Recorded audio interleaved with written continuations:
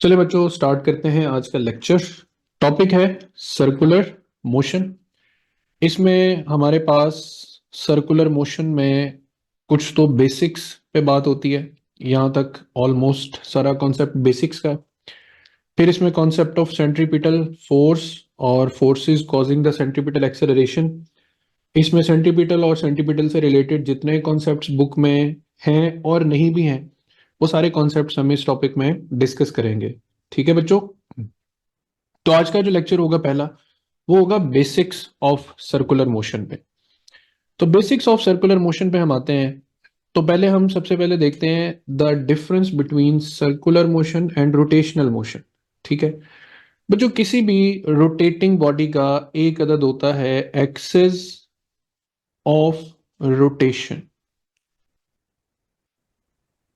Axis of rotation से मुराद है कि ये कोई भी एक सॉलिड बॉडी है और ये इस डायरेक्शन में स्पिन कर रही है।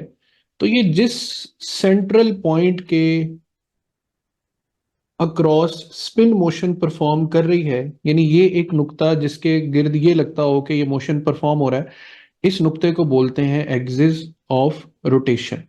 और इस नुक्ते की तरफ मौजूद वेक्टर को बोलते हैं एक्सियल वेक्टर्स। ठीक है, ये हो गया एक्सिस ऑफ रोटेशन।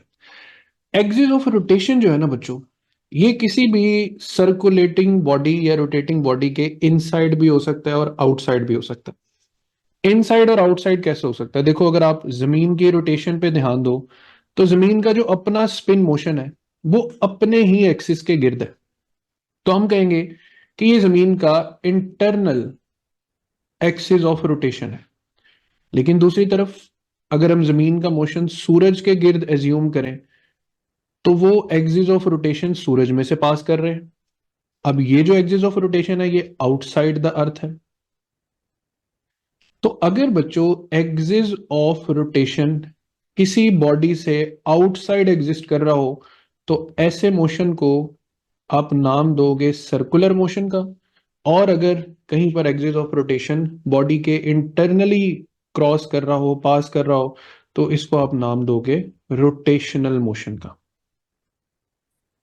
ठीक है, दोनों में बहुत सी चीजें कॉमन भी हैं, बहुत सी डिफरेंस भी हैं। एक एक करके चीजों को देखते जाएंगे। अब आते हैं कि हम कोई भी मोशन पढ़ते हैं ना, तो आपको पता है कि हर मोशन में मेन इंग्रेडिएंट्स जो इस हंडिया के होते हैं वो डिस्प्लेसमेंट, वेलोसिटी और एक्सेलरेशन होते हैं। तो यहाँ पर ये एक गोल सा दायरा बना हुआ है। इस गोल से दायरे में अगर मैं यहाँ जीरो से स्टार्ट लेता हूँ और जीरो से स्टार्ट लेकर मैं एक सर्कुलर पाथ के अलोंग मूव करता करता वापस अपनी उस इनिशियल पोजीशन पर आ जाता हूं, तो मैं इसको एंगुलर डिस्प्लेसमेंट का पहला यूनिट नाम, और एंगुलर डिस्प्लेसमेंट को डिनोट किससे करते हैं? थीटा से। एक पूरा राउंड ट्रिप कंप्लीट किया तो ये हो गई 1 रेवोल्यूशन। यही रेवोल्यूशन डिग्रीज में कितनी हो जाएगी? 360 डिग्रीज। और यही रेवोल्यूशन रेडियंस में बच्चों कितनी हो जाती है? 2 पाई रेडियंस। तो ये हमारे पास angular displacement for a complete cycle की मेन इक्वेशन है, that 1 revolution is equal to 360 degree and 2 pi radians. अब आपने बेसिकली तो पढ़ा होगा ना कि सर्कुलर मोशन में जब हम किसी एक पॉइंट से स्टार्ट करके किसी दूसरे पॉइंट तक मूवमेंट परफॉर्म करते हैं, ये बात रेडियस, ये एंगल थीटा और ये एस, तो angular displacement theta is denoted as S over R. और यहां से बहुत फेमस इक्वेशन बनती है S is equal to R theta, जिसको आप लोगों ने मैट्रिक में L is equal to R theta भी पढ़ा हुआ। तो एस क्या है? इसको बोलेंगे आर्क लेंथ। एस को क्या बोलेंगे? Arc length. आर्क लेंथ भी बोल सकते हैं और लीनियर डिस्प्लेसमेंट भी बोल सकते हैं। कभी कभी ये लीनियर डिस्प्लेसमेंट के मीनिंग्स में भी डिस्कस किया जाएगा और कभी कभार ये आर्क लेंथ के मीनिंग्स में भी। थीटा ये एंगल है और एंगुलर डिस्प्लेसमेंट इसी का नाम है। और आर क्या है? रेडियस।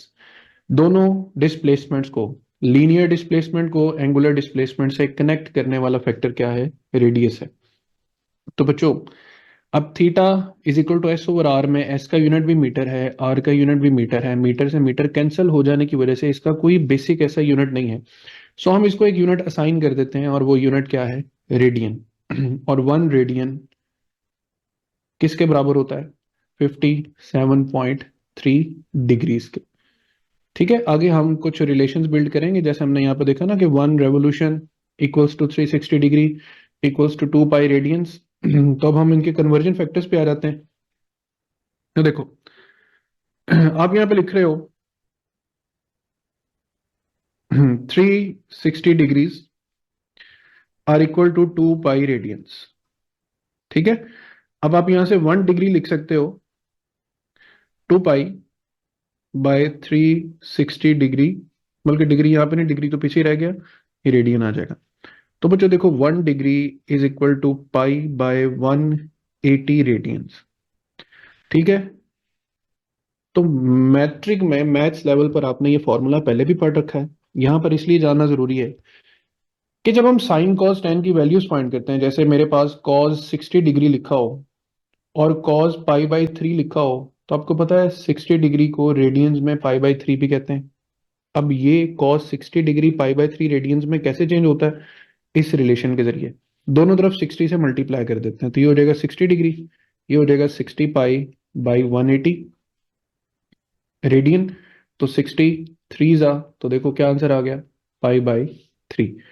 इस रिलेशन को यूज करते हुए आप सब बच्चों ने क्या करना है, 0 degree, 30 degree, 45 degree, 60 degree, 90 degree, 120 degree, 180 degree और 360 डिग्री, ये तमाम तर डिग्रीज को आपने एज एन असाइनमेंट किस में कन्वर्ट करना है, रेडियन में। जैसे 0 डिग्री 0 रेडियन ही होगा और 60 डिग्री मैंने बता दिया पाई बाय 3 रेडियन होगा। अब ये बाकी वैल्यूज हैं, ये आपके जिम्मे है, आपने इस रिलेशन को यूज करते हुए सॉल्व करना है। सेम इसी तरह आप चाहो तो revolution, 1 revolution is equal to 360 degree, या फिर half revolution is equal to 180 degree, 360 divided by 2 हो जाएगा तो 180 डिग्री हो जाएगा। तो यहां तक बच्चों ये रिलेशन है डिग्री को रेडियन, रेडियन को डिग्री में बदलने का, रेवोल्यूशन को डिग्री और रेवोल्यूशन को रेडियन में चेंज करने का। यहाँ तक ओके, सबको क्लियर है? ओके रिपोर्ट दे दो जरा मुझे मैसेजेस में। अब आपको मैं एक और भी टास्क बता रहा हूँ उस पर भी जरा काम करना है। यहाँ पे तो थीटा हो गया डिग्रीज में, यहाँ पे आप थीटा की हेडिंग दो तो ये आंसर्स आ जाएंगे रेडियन में। ठीक है, फिर आपने यहाँ पे लिखना है साइन, फिर आपने यहाँ पे लिखना है कॉज और फिर यहाँ पे लिखना है टेन। ठीक है, एक एग्जांपल देता हूँ, बाकी आप लोग खुद फिट करना। साइन 60 डिग्री पे वैल्यू क्या होती है, √3/2। कॉस 60 पे होता है 1/2 और टेन 60 होता है √3। टेन 60 फाइंड करने का तरीका sine theta divided by cos theta भी होता है, यानी इन दोनों वैल्यूज को आपस में डिवाइड कर दो तो टेन की वैल्यू मिल जाएगी। तो अब आपका काम है कि आपने ये ट्रिग्नोमेट्रिक टेबल सारा कंप्लीट करना है। कंप्लीट करके आपने इसके मुझे इमेजेस जो है ना वो सेंड करने हैं सारी वैल्यूज के, और इनको याद भी करना है। जिस बच्चे को ये टेबल जितना अच्छा आता ना, फिजिक्स के आधे मसले तो यहीं से हल हो जाते हैं। कहीं साइन थीटा आ रहा है, कहीं कॉस थीटा आ रहा है, और उनकी वैल्यूज जो है वो हमें फाइंड करनी होती है। अब आते हैं एक बड़े इंपॉर्टेंट क्रिटिकल पॉइंट की तरफ, जो हमारी बुक में डायरेक्ट तो मेंशन नहीं है, लेकिन इस साल पिछले साल 2023 में बच्चों इससे रिलेटेड क्वेश्चन आया। ठीक है, अब क्वेश्चन क्या आया, एक तो हो गया सर्कल, सर्कल में कितने डिग्रीज होते हैं, 360 डिग्री। अच्छा, मान लो कि ये जो एंगल है ये 1 डिग्री है, वैसे तो नहीं है लेकिन मान लो ये 1 डिग्री। इस 1 डिग्री के एंगल को भी अगर हम मजीद 60 पार्ट्स में डिवाइड कर देंगे तो ये एक पार्ट जो है वो कहलाएगा 1 मिनट। 1 मिनट का साइन है 1 के ऊपर 1 सिंगल बार। ठीक है, और उसके बाद अगर ये जो 1 मिनट है इसको भी सिक्सटी मजीद 60 लाइंस में डिवाइड कर दिया जाए तो हर एक लाइन के दरमियान का जो गैप है वो कहलाएगा 1 सेकेंड। क्या कहलाएगा, 1 सेकेंड। इसको बोलते हैं DMS, डिग्री मिनट और सेकेंड रिलेशंस। ये समझना अब बहुत जरूरी हो गया है, क्योंकि पिछले साल 2023 में बच्चों इससे क्वेश्चन आया है, और क्वेश्चन समझ के आएगा, वैसे नहीं आएगा। तो 1 revolution 360 degrees, 1 degree how many minutes, 60 minutes, 1 minute how many seconds, 60 seconds. इसके एक एग्जांपल देखते हैं। जैसे 57.3 डिग्रीज है, अब इसको मैंने डिग्रीज और मिनट्स दोनों में कन्वर्ट करना है, ठीक है।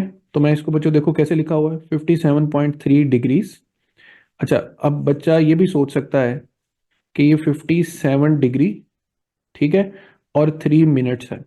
वो पॉइंट के बाद वाली वैल्यू को मिनट समझ बैठे, ऐसा ऐसी गलती नहीं करनी, बिल्कुल भी नहीं करनी, ठीक है। तो वॉच केयरफुली, 57 + 0.3, ये हमने इसको डिसइंटीग्रेट कर दिया। अब ये 0.3 के ऊपर क्या साइन है, डिग्री, और हमें पता है कि 1 डिग्री कितने मिनट्स के बराबर होता है, 60 मिनट्स के बराबर होता है। तो 60 multiply bye 0.3, that would be 18 minutes, that would be 18 minutes. और अगर एक वैल्यू देता हूं मैं 60.34 डिग्री, चलो जरा फटाफट इसको मिनट और सेकंड दोनों में कन्वर्ट करके बताओ जरा जल्दी से, हरी अप। अब देखो, इसका आंसर 24 नहीं आएगा, 144 सेकेंड आएगा, क्योंकि बच्चों यहां पे डिग्री है, ठीक है, और डिग्री को मिनट करेंगे तो 60, और उस 60 को फिर सेकंड करेंगे तो मल्टीप्लाई बाय 60 करेंगे, यानी हम 3600 से 0.04 को मल्टीप्लाई करेंगे। बात समझ आई, कहां पर हमने ब्लंडर मारना था और कहां हम बच गए?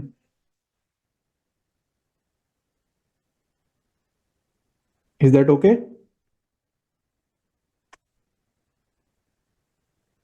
तो 60 डिग्री, 18 मिनट्स एंड 144 सेकेंड्स। तो do remember, 1 degree is equal to 60 minutes, as well as 1 degree is equal to 3600 seconds. ये दोनों बातें ध्यान में रखनी है, इस बिहेवियर को ध्यान में रखना है और इसको सॉल्व करना है। अब एक कॉन्सेप्ट आता है बच्चों, number of revolutions and distance. Number of revolutions and distance, आसान सी मिसाल से लेते हैं। देखो ये एक रेसर है, इस रेसर ने जब ये पूरा ट्रैक घूम लेना है, तो इसने कितना डिस्टेंस कवर करना है, 2 पाई, और आर फर्ज कर लो इसका रेडियस है। ये एक दफा घूमेगा तो ये एक मर्तबा 2 पाई आर डिस्टेंस कवर करेगा। ये 2 मर्तबा घूमेगा तो ये डिस्टेंस 2 × 2 पाई आर हो जाएगा। ये 3 मर्तबा घूमेगा तो 3 × 2 पाई आर हो जाएगा। इसका मतलब है कि डिस्टेंस ये जितना भी कवर करेगा वो number of revolutions multiply by 2 pi R के इक्वल होगा। लेकिन मजे की बात यह है कि आपको नंबर ऑफ रेवोल्यूशंस इतनी आराम से नहीं बताई जाएगी। असल ट्रिक ही रखा किस में जाएगा, नंबर ऑफ रेवोल्यूशंस में, ठीक है। पहले एक आसान मिसाल पे आते हैं। एक सर्कुलर ट्रैक है, उस पे एक एथलीट भाग रहा है। अच्छा जी, एथलीट उस ट्रैक को एथलीट उस ट्रैक को तकरीबन हम कह लेते हैं कि जी 10 सेकेंड्स में वो ट्रैक पूरा कर सकता है, यानी उसका टाइम पीरियड कितना है, 10 सेकेंड। लेकिन एथलीट को भागते हुए ना 30 सेकेंड्स हो गए। तो बताओ, अगर इस सर्कुलर ट्रैक का रेडियस हमारे पास 50 मीटर्स हो, तो कितना डिस्टेंस कवर करेगा ये खिलाड़ी? तो इस इंफॉर्मेशन से मुझे क्या मिलेगा, नंबर ऑफ रेवोल्यूशंस, कि 10 सेकेंड उसका टाइम पीरियड ऑफ रेवोल्यूशन है, लेकिन उसको भागते हुए 30 सेकेंड्स हो गए हैं। तो इसका मतलब है कि उसने कितनी रेवोल्यूशंस पूरी करनी है, 3। तो 3 × 2 पाई, और रेडियस कितना है, 50। तो ये 300 पाई मीटर्स, ये इसका आंसर आ जाएगा।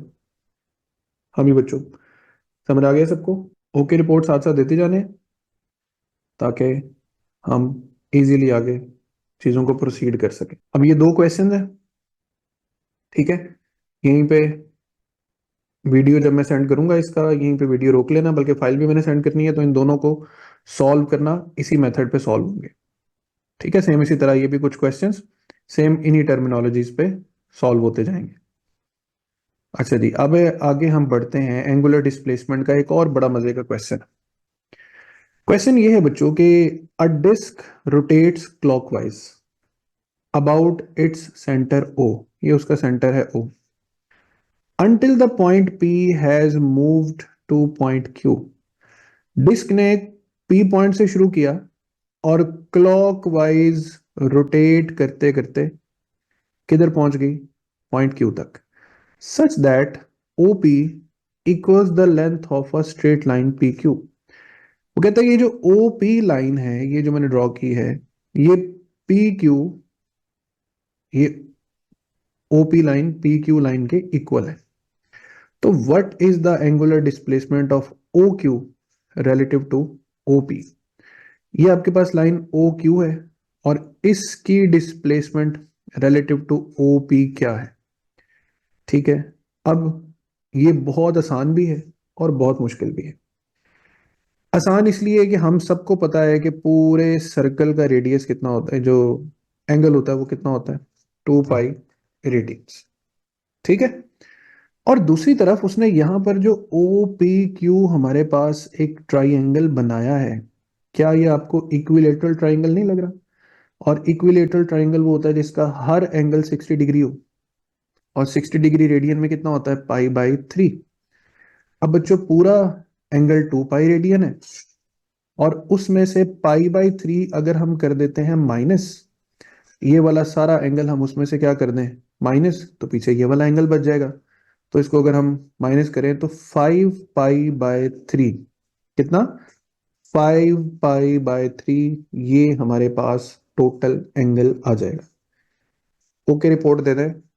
शाबाश, समझ आया सवाल जी बच्चों? ठीक है। तो ये हमारे पास हो गया एंगुलर डिस्प्लेसमेंट का एक और क्वेश्चन। अब हम आगे बढ़ते हैं the next concept which is the concept of angular velocity. अब एंगुलर वेलोसिटी जो है वो सेम उसी तरह जैसे वेलोसिटी की डेफिनेशन होती है, rate of change of angular displacement with respect to time. तो एंगुलर वेलोसिटी के फॉर्मूला को हम एवरेज ओमेगा से डिनोट करते हैं, total angular displacement over total time, एक बात। दूसरी बात, एक होती है इंस्टेंटेनियस, जिसमें आप फॉर्मूला लिखते हो limit delta T approaches to zero del theta by del T. फिर आप वही बात दोबारा रिकॉल करते हो कि अगर एवरेज वेलोसिटी इंस्टेंटेनियस के इक्वल है तो एंगुलर वेलोसिटी यूनिफॉर्म होगी। यूनिफॉर्म एंगुलर वेलोसिटी का मतलब होता है कि कोई एंगुलर एक्सेलरेशन नहीं होगी। जैसे पंखा एक कांस्टेंट स्पीड पे घूम रहा है तो ये यूनिफॉर्म एंगुलर वेलोसिटी है। दूसरी तरफ अगर आपके पास average angular velocity in equal है या अनइक्वल है इंस्टेंटेनियस के, तो फिर हम कहेंगे कि जो ओमेगा है वो एक वेरिएबल एंगुलर वेलोसिटी है, और इस केस में बच्चों अल्फा जो है वो नॉट इक्वल टू जीरो आएगा। Alpha not equal to zero तो आएगा, तो अल्फा का फॉर्मूला भी यहीं से देख लेते हैं एक दफा। वो था del omega by del T. तो if alpha is equal to zero, time multiplied by 0 will become 0. Delta omega is equal to 0, which shows that omega f is equal to omega e, which shows omega is constant. But we are dealing with angular acceleration, alpha del omega by del t. तो अब अगर बच्चों omega increase करेगा तो याद रखना alpha और omega parallel होंगे, और अगर ओमेगा डिक्रीज करेगा तो याद रख लेना अल्फा और ओमेगा एंटी पैरेलल होंगे। बिल्कुल वैसा ही कॉन्सेप्ट है जैसे हमने एक्सेलरेशन और वेलोसिटी में देखा था कि अगर वेलोसिटी इंक्रीज करे तो एक्सेलरेशन और velocity will be taken as parallel, और अगर वेलोसिटी डिक्रीज करे तो फिर velocity and acceleration should be taken as anti parallel. तो यहाँ पर एंगुलर वेलोसिटी के कॉन्सेप्ट पे आते हैं, तो हमारे पास बड़े इंपॉर्टेंट कुछ सोर्सेज आते हैं क्वेश्चंस के, जिनको हम बोलते हैं angular speed of clock needles. Clock में 3 नीडल्स हैं, सेकेंड वाली, मिनट वाली, और वाली। पहले फॉर्मूला समझ लो, बाकी बातें खुद ही समझ आ जाएंगी। Omega total angular displacement over total time है।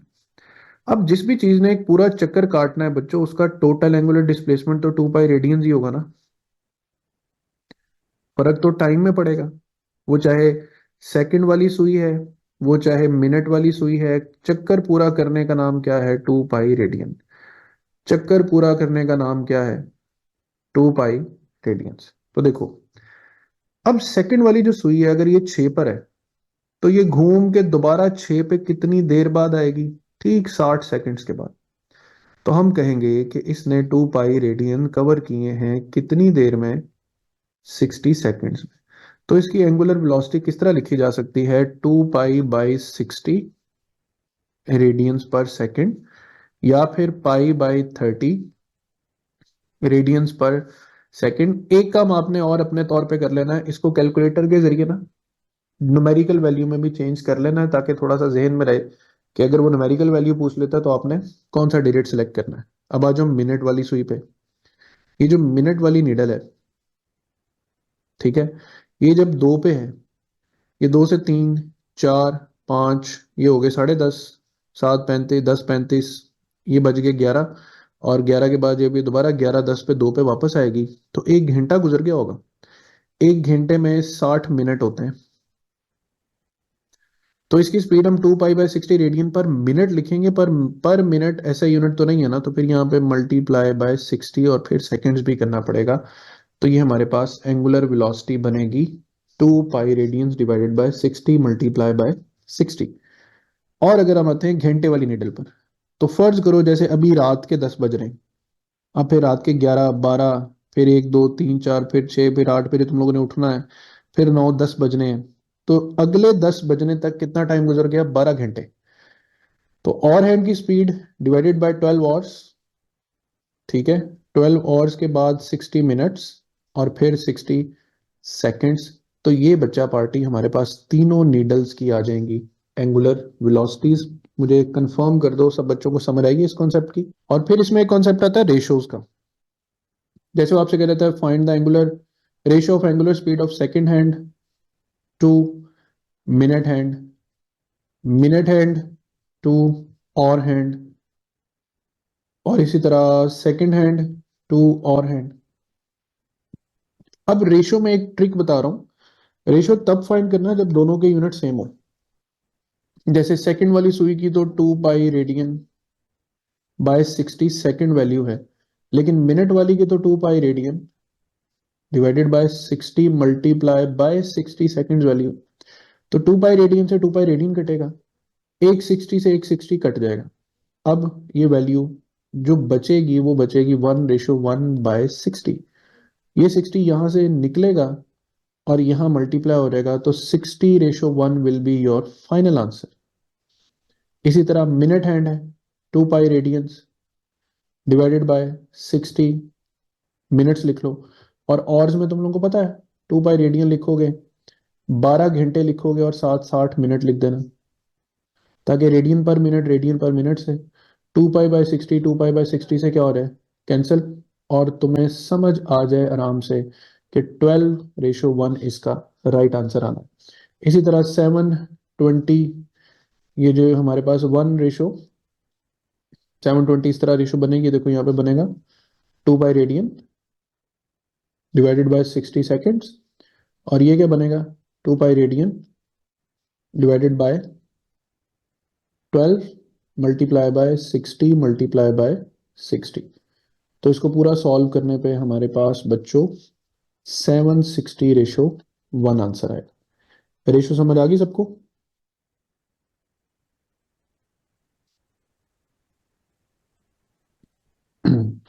और यहाँ पे कॉन्सेप्ट है एंगुलर वेलोसिटी ऑफ अर्थ। तो let's make it a challenge for all of you. What will be the average angular velocity of spinning earth, spinning earth. ठीक है, ये minute hand जो है उसके बारे में कहा कि वो 3 मीटर लॉन्ग है, तो उसकी एंगुलर स्पीड क्या होगी। एंगुलर स्पीड का उसकी लंबाई से कोई लेना देना नहीं है। एंगुलर स्पीड वही होगी कि वो 2 पाई रेडियंस, जितनी भी लंबी सुई हो उसने कवर कितनी देर में करना है, 60 मल्टीप्लाई बाय 60 सेकेंड्स में। इसको न्यूमेरिकली सॉल्व कर लोगे तो ये वाला आंसर आ जाएगा। ठीक है बच्चों, तो ये देखो यहाँ पर again the ratio of angular velocity of rotation of a minute hand to the angular velocity of rotation of earth about its own axis. Minute hand W minute. अब अर्थ की वेलोसिटी देखो मिनट की हो जाएगी 2 pi radian divided by 60 minute. इधर हो जाएगा 2 pi radian, जमीन ने घूमना है, और जमीन घूम के चक्कर पूरा करती है 24 घंटों में 60 मिनट में। तो रेडियन पर मिनट रेडियन पर मिनट से कैंसिल हो गया, 2 पाई बाई 60 2 पाई बाई 60 से कैंसिल हो गया। तो हमारे पास रेशो क्या बन रही है, 24:1, जिसको हम अकेला 24 भी सिलेक्ट कर सकते हैं। तो ये रेशो बेस्ड क्वेश्चन हो गया एंगुलर वेलोसिटी से। ठीक है, ये सेम इसी तरह एंगुलर स्पीड के यूनिट से रिलेटेड एक और बात, एक यूनिट होता है आरपीएम। आरपीएम मींस रेवोल्यूशंस पर मिनट। अब रेवोल्यूशन 2 पाई रेडियन को कहते हैं, पर मिनट का मतलब है 60 सेकेंड्स। तो 1 RPM is equal to 2 pi by 60 radians per second. इस रिलेशन को यूज करते हुए आप लोगों ने ये वाला क्वेश्चन जो है वो सॉल्व करना है। और अब आता है एंगुलर एक्सेलरेशन। एंगुलर एक्सेलरेशन मैंने पीछे फॉर्मूला बताया कि alpha is equal to del omega by del T.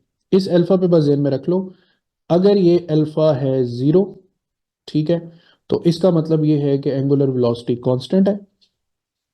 अगर ये अल्फा जो है ये पॉजिटिव है, मतलब स्पीड को बढ़ा रहा है, तो फिर एवरेज एंगुलर वेलोसिटी इंक्रीज करेगी। अल्फा को हम नेगेटिव कंसीडर कर लें तो एवरेज एंगुलर वेलोसिटी डिक्रीज करेगी।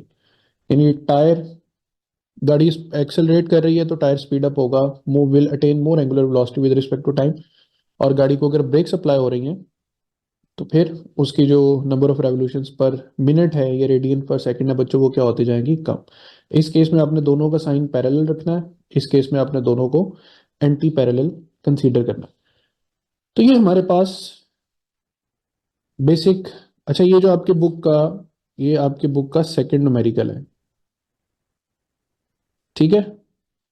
फॉर्मूला में लिख रहा हूँ omega F minus omega I by T. Formula खुद लगाना है, आंसर खुद निकालना है और एग्जैक्ट आंसर आना चाहिए। अब देखो, a motor armature at its rated speed of 1200 rpm is disconnected from the supply mains and friction begins it to brings it to rest in 3 into 1 by 3 minutes. The angular retardation is। अब देखो, पहले तो time को simple कर लो ना, ये हो जाएगा 10/3 मिनट्स, जिसको हम लिखेंगे 60 सेकेंड्स। ठीक है, 3 20 22 जो है, ये तो आ गया टाइम। अब अल्फा फाइंड करना है तो फाइनल एंगुलर वेलोसिटी क्या हो जानी है, 0। इनिशियल कितनी है, 1200 आरपीएम। तो 1200 multiply by 2 pi divided by 60 divided by, ये हो गया ओमेगा एफ, ये हो गया ओमेगा आई, और नीचे टाइम, तो 200 यहाँ पे टाइम आ जाएगा। तो ये बच्चों हमारे पास -1200 multiply by 2 pi divided by 60 multiply bye 200। तो देखो, 20 से 20 कैंसिल हो गए, ठीक है। ये 2 से 1 2 कैंसिल हो गया, और फिर उसके बाद हमारे पास आंसर बनेगा 6 × 2। तो ये 2 pi radian per second square आएगा, ठीक है। तो ये इसका राइट आंसर नहीं है, 2 pi radian per second square इसका राइट आंसर है। यहां तक समझ आ रही है चीजें सबको। अब एक और कॉन्सेप्ट पे आते हैं, angle between clock hands.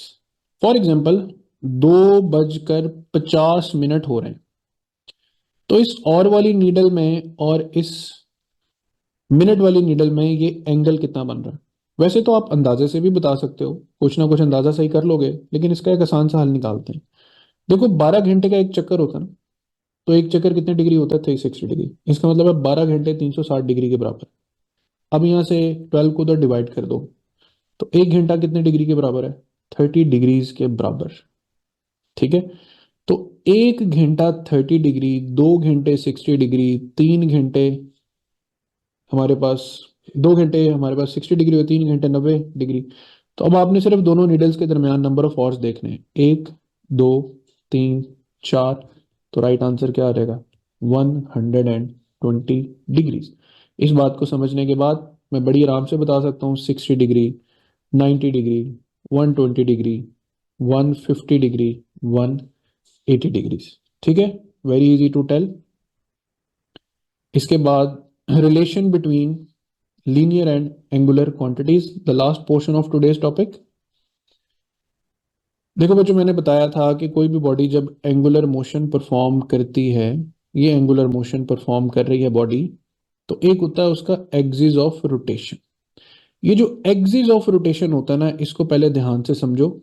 Axis of rotation की डायरेक्शन में थीटा भी होता है, ओमेगा भी होता है, और अगर नॉन यूनिफॉर्म सर्कुलर मोशन हो तो अल्फा भी होता है।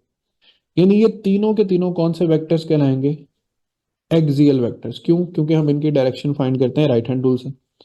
फॉर एग्जाम्पल, तुम्हारे सामने अगर कोई क्लॉक नीडल घूम रही है, तो क्लॉक नीडल की डायरेक्शन में अपनी राइट हैंड के फिंगर्स को कर्ल कर लो, तो तुम्हारा थंब जाएगा टुवर्ड्स द क्लॉक, तो वो एक्सिस ऑफ रोटेशन में जा रहा है ना।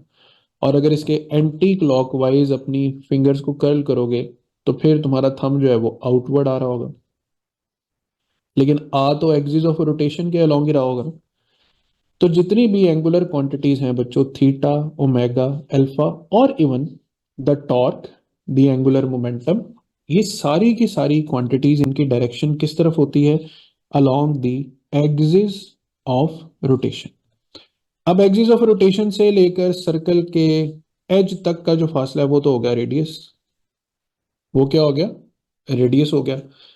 अब रेडियस से हटकर हर पॉइंट पर बच्चों जो टेंजेंशियल डायरेक्शन है, ये टेंजेंट डायरेक्शन, ये टेंजेंट डायरेक्शन डिस्प्लेसमेंट की भी है, वेलोसिटी की भी है, और एक्सेलरेशन की भी है। So be very clear, what are these? Axial vectors. What are these? You will say tangential vector. और वो कोई भी वेक्टर जो अलोंग द रेडियस होगा उसको हम बोलेंगे रेडियल वेक्टर। तो तीन नाम जेन में रख लो, axial, theta, omega, alpha. Radial, radial में खुद रेडियस आ जाता है, सेंट्रीपिटल फोर्स आ जाती है, सेंट्रीपिटल एक्सेलेरेशन आ जाती है। और टेंजेंशियल में हमारे पास डिस्प्लेसमेंट, वेलोसिटी, एक्सेलेरेशन और लीनियर फोर्स जो है, ये हमारे पास आ जाती है टेंजेंशियल में। और याद रखो, हमारे पास एक्सियल परपेंडिकुलर होते हैं रेडियल के, रेडियल परपेंडिकुलर होता है टेंजेंशियल के, यानी ये तमाम के तमाम म्यूचुअली क्या होते हैं? परपेंडिकुलर होते हैं। और इनका रिलेशन बिल्ड करना कौन सा मुश्किल है? देखो, पहला फॉर्मूला क्या हो गया? S is equal to R theta. दोनों को टाइम पे डिवाइड करो, तो एस ओवर टी वेलोसिटी और थीटा बाय टी ओमेगा। तो next relation is V is equal to R omega. ठीक है। उसके बाद इसको भी टाइम पे डिवाइड कर दो, इसको भी टाइम पे, तो acceleration is equal to R alpha. तो तीन रिलेशन बन गए, S is equal to R theta, V is equal to R omega, and A is equal to R alpha. इसमें इस तरफ वाली सारी क्वांटिटीज लीनियर है, इस तरफ वाली सारी क्वांटिटीज एक्सियल है। दोहराओ के रिपोर्ट जल्दी से, समझ आ गई सबको?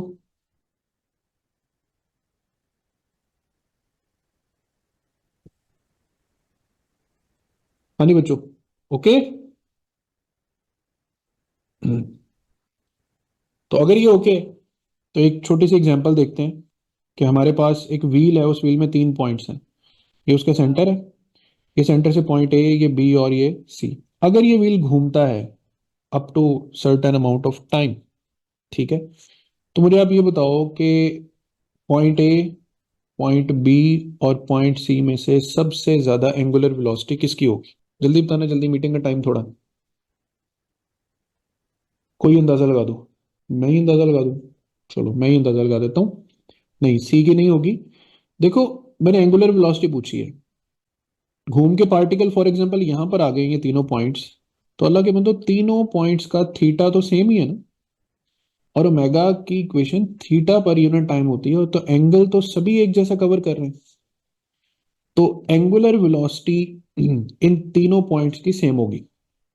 हाँ, अगर मैं ये पूछूं इनकी linear velocity, V A, V B और वी सी, वो किसकी ज्यादा होगी, तो वॉच केयरफुली कि हमारे पास ए का रेडियस कम है, बी का उससे ज्यादा है, सी का सबसे ज्यादा है, और वी किसके बराबर है? Radius times omega. तो ओमेगा तो सबका क्या है? सेम। ओमेगा सेम, तो इसका मतलब है कि जिसका रेडियस ज्यादा होगा उसकी लीनियर स्पीड भी ज्यादा होगी। तो V C will be greater than V B, V B will be greater than V A. समझ आई है सबको बात कि what is the main difference between angular terms and the linear terms? Okay report जल्दी से, शाबाश। ठीक है, तो किसी भी रोटेटिंग रिजिड बॉडी जब भी रोटेट करती है ना, याद रखना एक्सियल जितनी भी चीजें होती है ना, वो उस रिजिड बॉडी पे सबके पॉइंट्स की वैल्यू सेम होती है। एबीसी के अल्फा भी सेम होंगे, एबीसी का थीटा भी सेम होगा, लेकिन एबीसी का एस सेम नहीं होगा, वी सेम नहीं होगा और ए बी सेम नहीं होगा, क्योंकि वहां पर फिर वो लीनियर रिलेशन आ जाते हैं। ठीक है, चलिए बच्चों स्टार्ट करते हैं आज का लेक्चर। लास्ट हमने बेसिक्स ऑफ सर्कुलर मोशंस पढ़े, और उन बेसिक्स ऑफ सर्कुलर मोशंस में हम दोबारा से एक दफा लीनियर और एंगुलर मोशन को कंपेयर करें, तो मैंने आपसे कहा था कि एस कंपेयर होता है थीटा से, वी कंपेयर होता है ओमेगा से, और ए कंपेयर होता है अल्फा से। सो अगर हमें लीनियर इक्वेशन ऑफ मोशंस आती हैं तो हम एंगुलर भी आसानी से बना सकते हैं। जैसे मैं आसान सी मिसाल दूं, आपने पढ़ते जानी है first equation second third linear form में, लेकिन लिखते जाना है उनको एंगुलर फॉर्म में। जैसे V F is equal to V I plus A T. तो पढ़ने में तो वही याद है, लेकिन लिखने में थोड़ा सा दिमाग इस्तेमाल कर लेना है। S is equal to V I T plus 1/2 A T square, two A S equals to V F square minus V I square. ठीक है, तो वो मेथड जैसे हमें ये याद भी रहेंगी और हमें इन्हें लिखना भी आसान होगा। अब हर इक्वेशन में बिल्कुल सेम उसी तरह से आपने चीजों को वेरीफाई करना है, देखना है, जैसे आपको मैंने इक्वेशंस ऑफ मोशन का लेक्चर दिया था। अब इसमें भी देखो हमारे पास पहली इक्वेशन आती है अगर, तो हम कहते हैं कि अगर बॉडी रेस्ट से स्टार्ट लेती है तो ओमेगा आई जीरो हो जाएगा, तो आपके पास सिर्फ अल्फा टी बचेगा फाइनल फाइंड करने के लिए। तो अगर हम कहें कि फाइनल एंगुलर वेलोसिटी क्या होगी, तो वो अल्फा टी के बराबर हो जाएगी, वो 12 रेडियंस पर सेकंड आ जाएगी।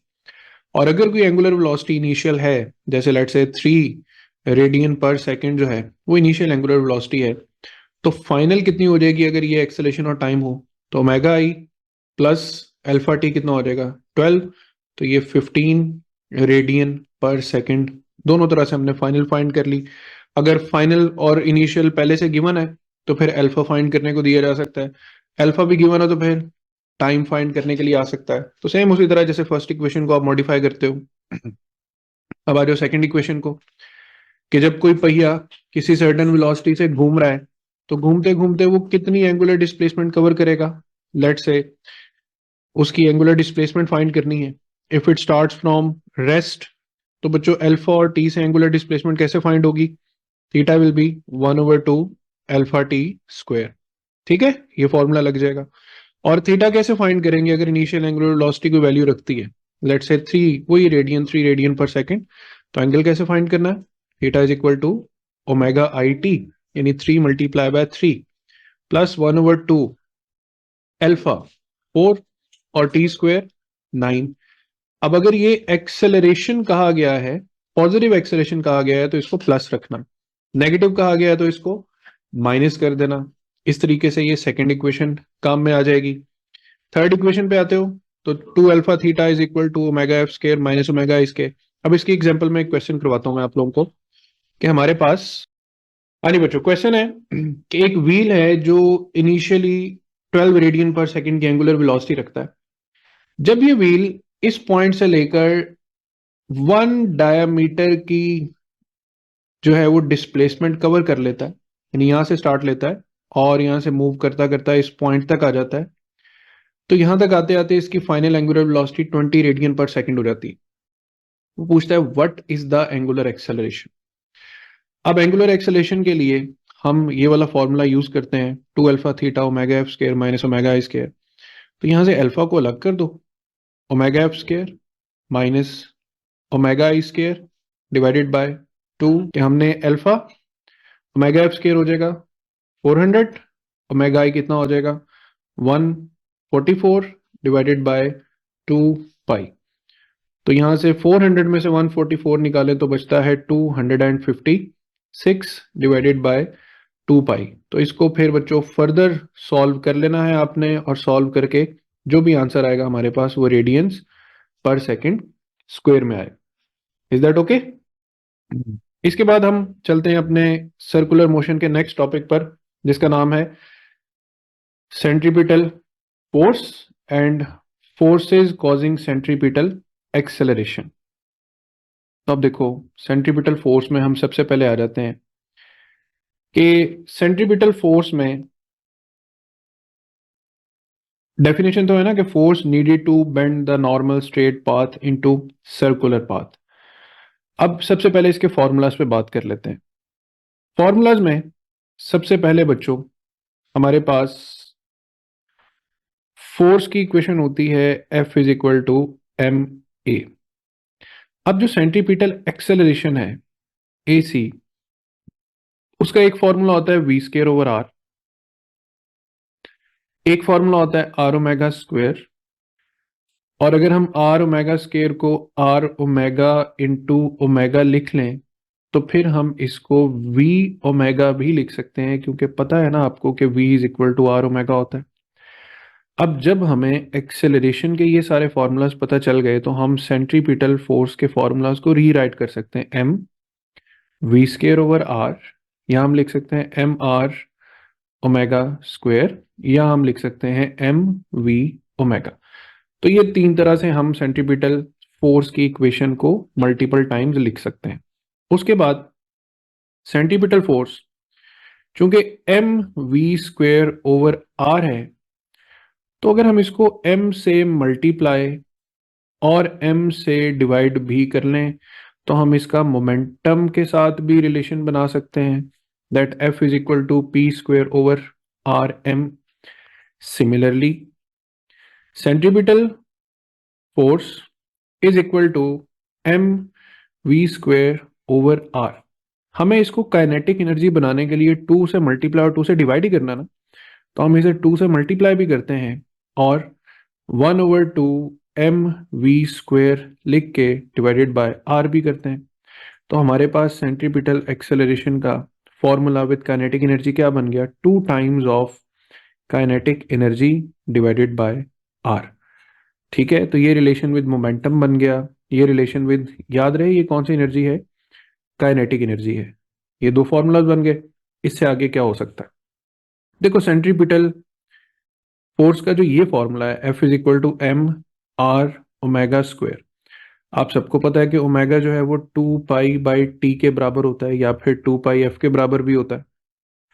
तो ओमेगा स्क्वायर क्या हो जाएगा, 4 पाई स्क्वायर/t स्क्वायर, या फिर 4 पाई स्क्वायर f स्क्वायर। अब इसी इक्वेशन को जो हमने F is equal to M R omega square लिखना था, तो हम इसको 4 पाई स्क्वायर/t स्क्वायर भी लिख सकते हैं, या फिर हम एम आर लिख के 4 पाई स्क्वायर f स्क्वायर भी लिख सकते हैं। इन फॉर्मूलाज का क्या फायदा है, जहां कहीं हमें टाइम पीरियड की सिचुएशन दी हो तो सेंट्रीपिटल फोर्स में टाइम पीरियड कहां से इन्वॉल्व करना है भाई, इस फॉर्मूला से। फ्रीक्वेंसी ऑफ रेवोल्यूशन हमसे पूछी जाए और उसको सेंट्रीपिटल फोर्स से रिलेट करना है तो हम इस फॉर्मूला से रिलेट करेंगे। और आसान कर देता हूं, जब कभी सेंट्रीपिटल के फॉर्मूला में इक्वेशन में टाइम पीरियड या फ्रीक्वेंसी की बात करें तो आपने फौरन ओमेगा वाला फॉर्मूला पिक करना है, क्योंकि ओमेगा से ही फ्रीक्वेंसी जनरेट होनी है, ओमेगा से ही टाइम पीरियड जनरेट होना है। तो ये सारे फॉर्मूलाज वैसे लिखे भी हुए हैं, लेकिन आपने याद रखना है कि आप कैसे कैसे इन फॉर्मूलाज को कन्वर्ट कर सकते हैं। अच्छा, फिर उसके बाद सेंट्रीपिटल फोर्स के बारे में मैं तो एक ही बात कहता हूँ, ये एक बहरूपिया फोर्स है। ये बहरूपिया फोर्स कैसे है, इसका मेन फॉर्मूला तो M B square over R है, लेकिन ये मुख्तलिफ सिचुएशंस में मुख्तलिफ फोर्सेस की शक्ल में अपीयर होती है। जैसे यहाँ पर एक एथलीट एक ऑब्जेक्ट को सर्कल में घुमा रहा है, तो इसमें जो टेंशन इन द स्ट्रिंग है वो basically M V square over R का काम कर रही है। यहां पर जो रोड फ्रिक्शन है, frictional force, it is acting like centripetal force. ठीक है, यहां पर gravitational pull of the sun is acting like centripetal force. यहां पर जो नॉर्मल रिएक्शन है या वेट ऑफ द ऑब्जेक्ट है, it is acting like centripetal force. फिर इसी तरह कोई चार्ज पार्टिकल मैग्नेटिक फील्ड में रिवॉल्व करता है तो magnetic force can also act like centripetal force. Atom में इलेक्ट्रॉन रिवॉल्व करता है तो Coulomb force is equal to centripetal force. तो बच्चों देखो, tension force, gravitational force, electric force, magnetic force, normal reaction force, इन सब फोर्सेस का कहीं ना कहीं रोल प्ले होता है in the form of centripetal force. बात समझ आ गई यहां तक कि किस किस तरीके से हम फॉर्मूलाज को मॉडिफाई कर सकते हैं? ठीक है। अच्छा, अब आते हैं एक और कंफ्यूजन दूर करते हैं। सेंट्रीपिटल फोर्स के एक फॉर्मूला में इक्वेशन है वी स्क्वेयर ओवर आर, एक में है एम आर ओमेगा स्क्वेयर। ठीक है, बजाय तो बड़ा हम सिंपली कह सकते हैं कि भाई एक में सेंट्रीपिटल फोर्स इनवर्सली रिलेटेड है, एक में डायरेक्टली रिलेटेड है, तो हमने कब और कौन सा फॉर्मूला चूज करना है? तो बच्चों, असल जो ट्रिक है वो रेडियस में नहीं है, वो इन दो फैक्टर्स में है। और इन दो फैक्टर्स के नाम तो पता है ना? ये कौन सी स्पीड है? ये टेंजेंशियल वेलोसिटी है।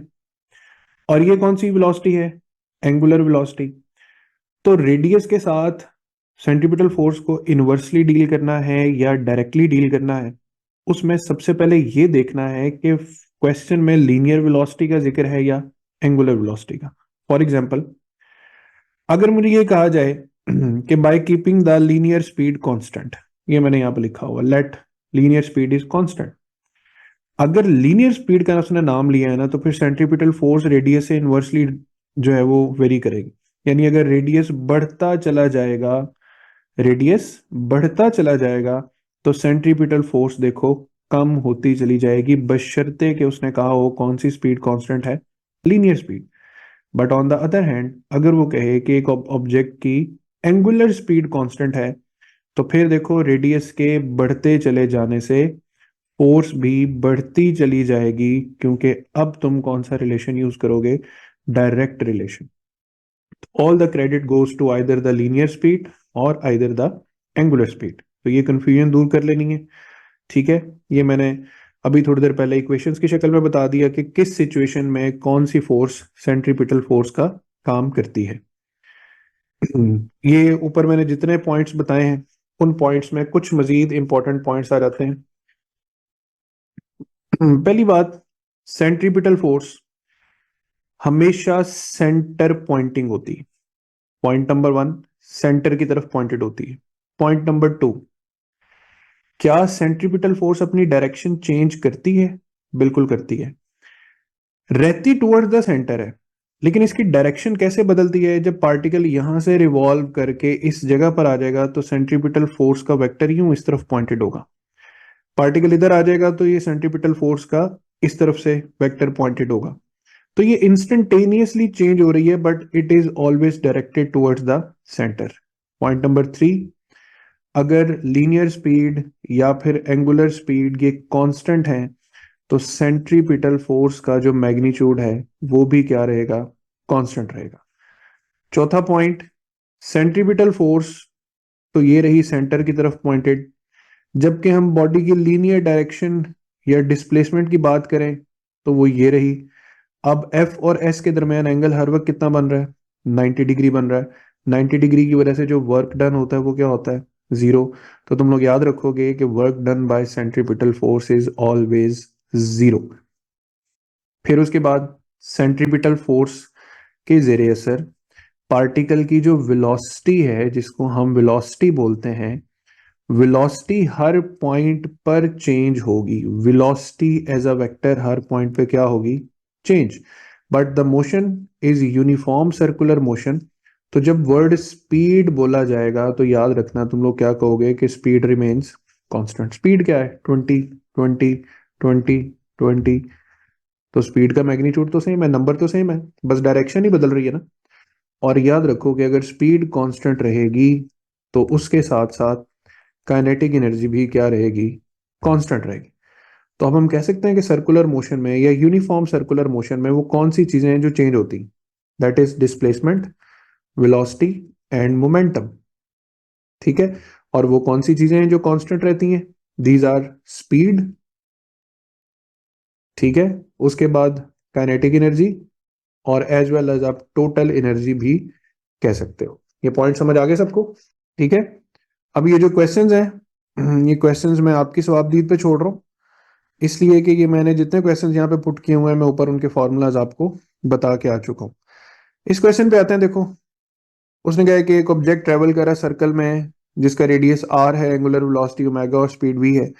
तो इन चारों में से कौन सा फॉर्मूला सेंट्रीपिटल एक्सीलरेशन का हो सकता है? आर ओमेगा हो सकता है? नहीं, आर ओमेगा स्क्वेयर होता तो होता। वी ओवर आर हो सकता है? नहीं जी। वी स्क्वेयर ओवर आर हो सकता है? वी ओवर आर स्क्वेयर तो ये तो नहीं है।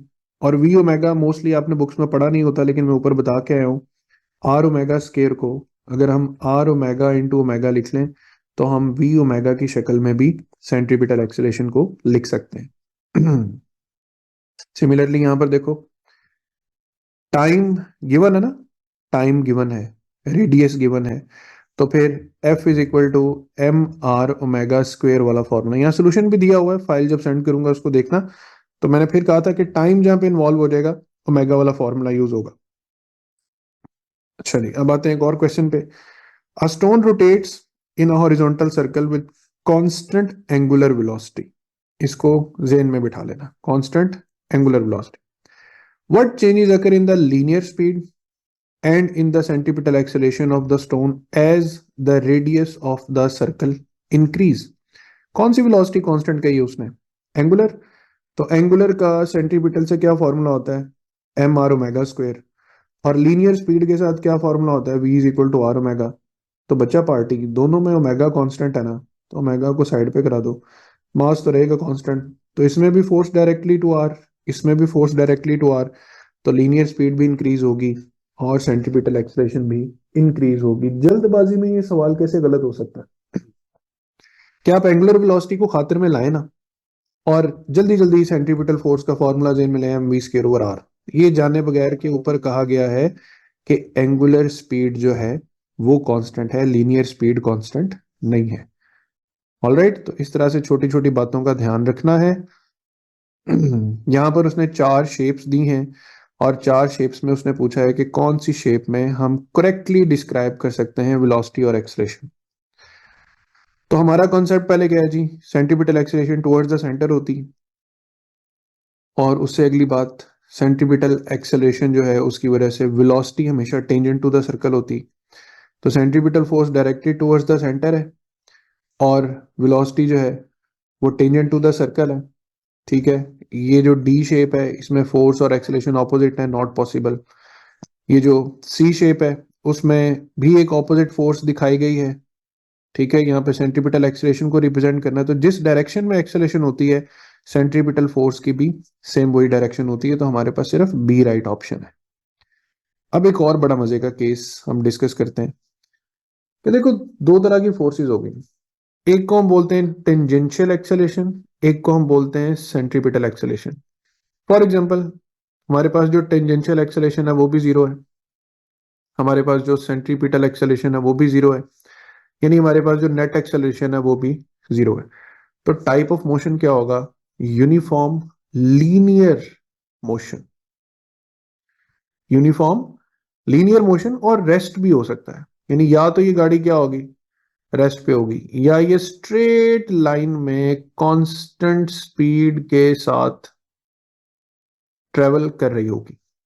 उसके बाद सेंट्रीपिटल एक्सेलरेशन जीरो है मगर टेंजेंशियल एक्सेलरेशन जीरो नहीं है, तो नेट एक्सेलरेशन टेंजेंशियल के बराबर हो जाएगी।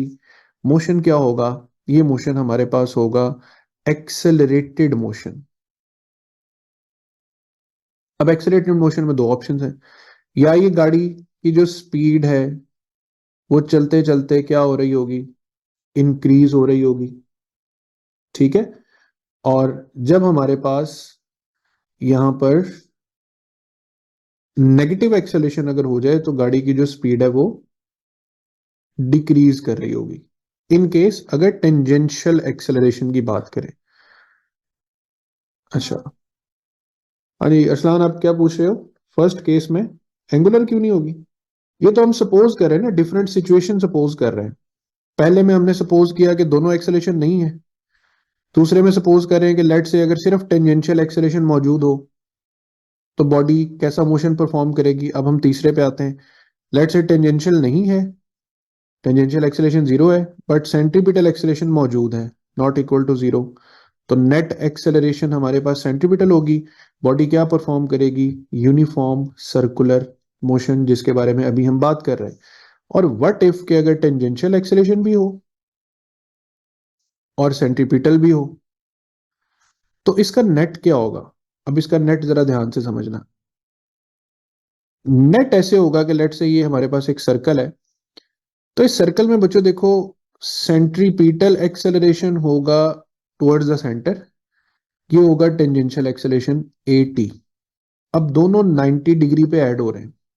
किस डिग्री पे? 90 डिग्री पे। तो 90 डिग्री पे ऐड होने का मतलब है कि यहाँ पे हम सेंट्रीपिटल एक्सेलरेशन को अगर हम वेक्टर एडिशन के तहत ऐड करते हैं तो ये हमारे पास रिजल्टेंट एक्सेलरेशन बनेगा। और रिजल्टेंट एक्सेलरेशन या नेट एक्सेलरेशन हम कैसे फाइंड करेंगे? पाइथागोरस थ्योरम से। AT का स्क्वायर प्लस AC का स्क्वायर। तो यहां पर हम लिखेंगे कि net acceleration is equal to under root of AT square plus AC square. ऐसे मोशन को हम कहेंगे नॉन यूनिफॉर्म सर्कुलर मोशन, यानी ऐसा जो मोशन है उसके घूमने की रफ्तार बढ़ भी सकती है और घूमने की रफ्तार कम भी हो सकती है।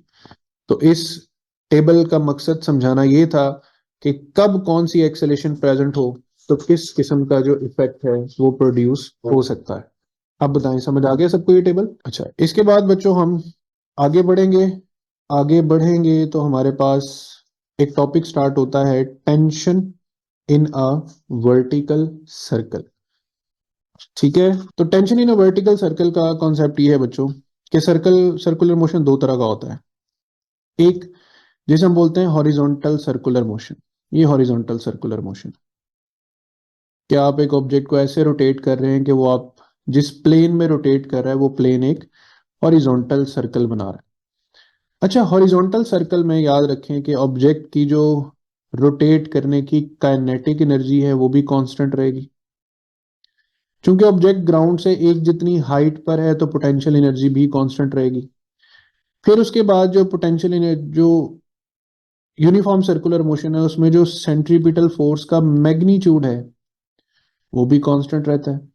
यानी आप यूं कह लो कि हॉरिजॉन्टल सर्कल में मेजॉरिटी ऑफ द वेरिएबल्स जो होते हैं वो बेसिकली कांस्टेंट हो जाते हैं। लेकिन वर्टिकल सर्कल में ऐसा नहीं होगा।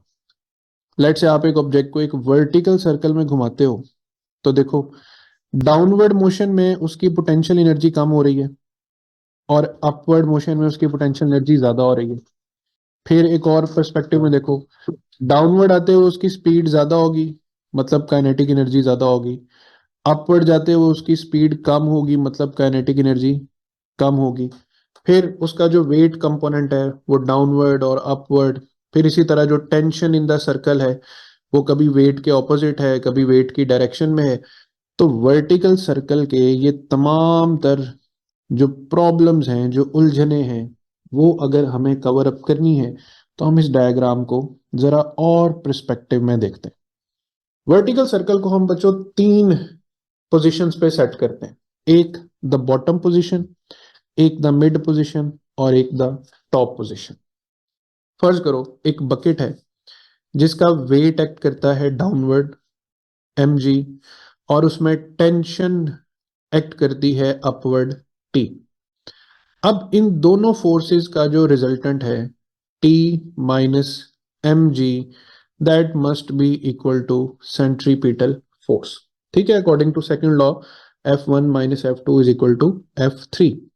लेकिन इस इक्वेशन को चलो हम बॉटम पर तो वेरीफाई कर सकते हैं, लेकिन मिड पे कैसे करेंगे, टॉप पे कैसे करेंगे? तो उसके लिए हमें एंगल भी इन्वॉल्व करना पड़ेगा।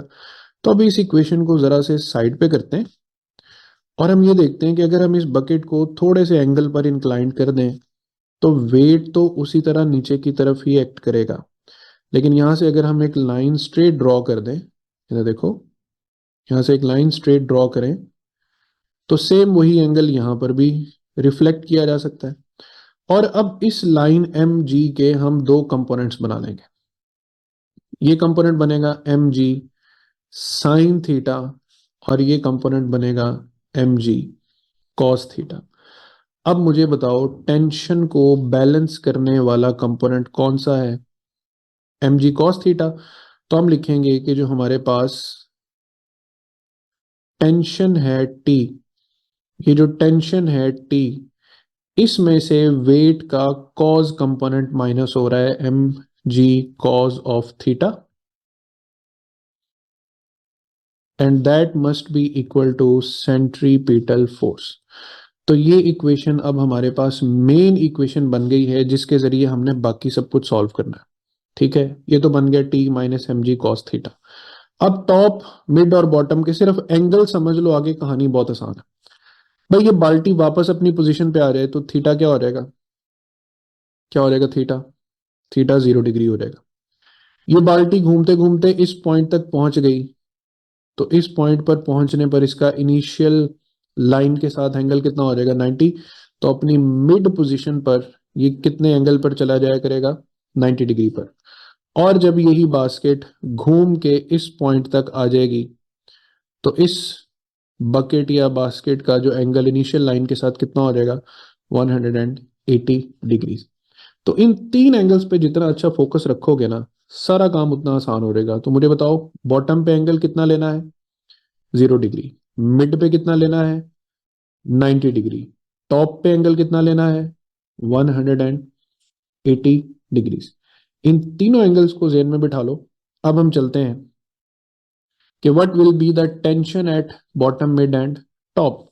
बॉटम पे एंगल कितना 0, मिड पे कितना 90, टॉप पे कितना 180।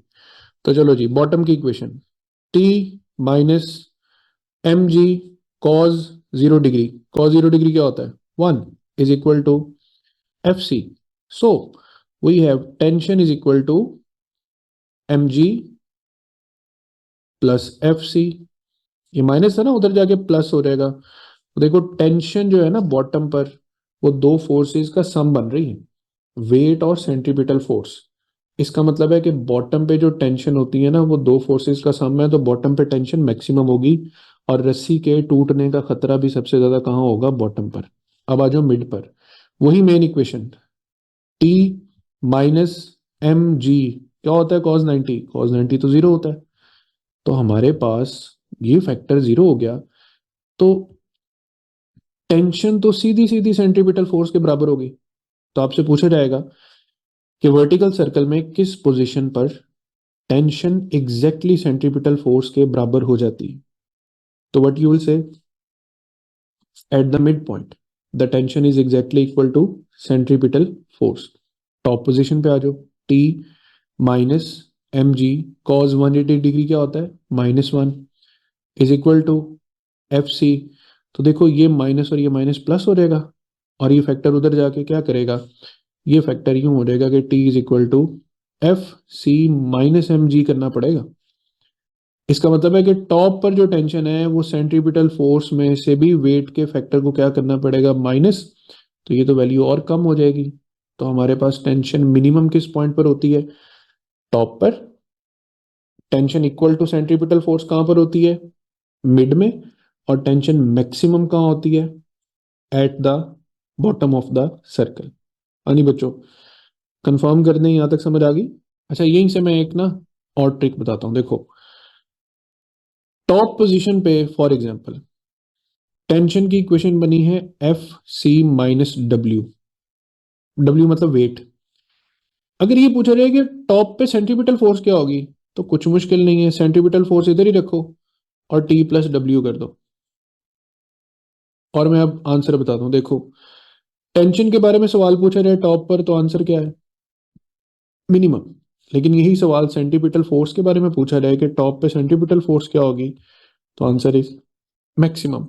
तो इसी तनाजुर में आप बता सकते हो ना कि अगर बॉटम पे टेंशन मैक्सिमम है तो बॉटम पे जो सेंट्रीपिटल फोर्स है वो टी माइनस एम जी यानी क्या हो जाएगी मिनिमम। तो अब इसको और कॉम्प्रिहेंसिव कर लेते हैं कि हमारे पास जो मिड पॉइंट है वहां पे tension is equal to F C है, जो बॉटम पॉइंट है वहां पे tension greater than F C है, जो टॉप पोजीशन है ये मिड पॉइंट है, टॉप पोजीशन जो है वहां पर हमारे पास जो टेंशन है वो लेस देन एफ सी है। इस तरीके से हम तीनों फैक्टर्स को याद रख सकते हैं। इसके बाद बढ़ते हैं हम एक और फैक्टर पर कि मैंने कहा था ना वेलोसिटी डिफरेंट पॉइंट्स पे डिफरेंट होती है। तो पहले तो ये वेलोसिटी की इक्वेशन ये डिराइव होती है पूरे एक मैथमेटिकल जो है ना फॉर्मुलेशन से, लेकिन हमने बस इसकी वैल्यू को जहन में रखना है, हमने इसकी डेरिवेशन पे नहीं जाना। v is equal to under root 3 G R plus 2 G R और फिर कॉस थीटा, कॉस थीटा आ गया तो थीटा फिर रिवाइज कर लो। बॉटम पे थीटा 0, मिड पे थीटा 90, टॉप पे थीटा 180। अब इन तीनों एंगल्स के जरिए बॉटम, मिड और टॉप पे स्पीड्स फाइंड करते हैं। बॉटम पे स्पीड क्या होगी? Under root 3 GR plus 2 GR cos 0। cos 0 क्या होता है? 1। 1 पुट करके सॉल्व करें तो ये बन जाता है अंडर रूट 5 GR। तो बॉटम पे भाई स्पीड कितनी होती है? Under root 5 GR। मिड पे आ जाओ, मिड पे स्पीड कितनी होगी? v is equal to under root 3 GR plus 2 GR cos 90। cos 90 तो 0 होता है भाई, 0 तो इस सारे को 0 कर देगा। तो आपके पास स्पीड सिर्फ कितनी रह जाएगी? Under root 3 GR। तो ये स्पीड कहाँ पर होती है? मिड पर। टॉप पर v is equal to under root 3 GR plus 2 GR और cos 180 -1। तो ये वाला माइनस जो है वो यहाँ पर आ जाएगा। तो 3 GR में से 2 GR माइनस करोगे तो अंडर रूट GR। ये हमारे पास बचेगी velocity at the top position. तो भाई वेलोसिटी कहाँ मैक्सिमम होती है? Eight the bottom point. Velocity कहाँ मिनिमम होती है? At the top position. Velocity find होगी। अच्छा जी, वेलोसिटी फाइंड हो गई तो काइनेटिक एनर्जी फाइंड करना कोई मुश्किल काम है? एक करके दिखा देता हूं। देखो काइनेटिक एनर्जी बॉटम पे 1/2 mv² होनी चाहिए, और v क्या है बॉटम पे? Under root 5 GR। तो kinetic energy at the bottom is 1/2 m, और अंडर रूट से स्केयर कैंसिल हो जाएगा, 5 GR। तो इसको हम लिख सकते हैं 5/2 mgr। जल्दी से कंफर्म कर दो जरा मुझे, तरीके का समझ आया वेलोसिटी कैसे लिखनी, काइनेटिक एनर्जी कैसे फाइंड करनी? ठीक है ना? तो अब मैं इसको डायरेक्ट लिख देता हूँ। बॉटम पे जो काइनेटिक एनर्जी आएगी वो आएगी 5/2 mgr। मिड पे आएगी 3/2 mgr। और टॉप पोजीशन पे हमारे पास जो काइनेटिक एनर्जी आएगी वो आएगी 1/2 mgr। अब आ जाओ पोटेंशियल एनर्जी पे। फर्ज कर लो ये सर्कल जो है वो बिल्कुल ग्राउंड के करीब करीब जो है ना वो बन रहा है। तो ग्राउंड के साथ जो हाइट है वो 0। इसका मतलब है बॉटम पे पोटेंशियल एनर्जी 0 हो जाएगी। जो मिड तक की हाइट है वो रेडियस के बराबर है, तो ये कितनी हो जाएगी? mgr। जो टॉप पोजीशन है वो डबल रेडियस हाइट के बराबर है, यानी ये ग्राउंड है ना, तो ये हमारे पास हाइट ऑफ द बकेट है टोटल। तो ये हो जाएगा 2 mgr।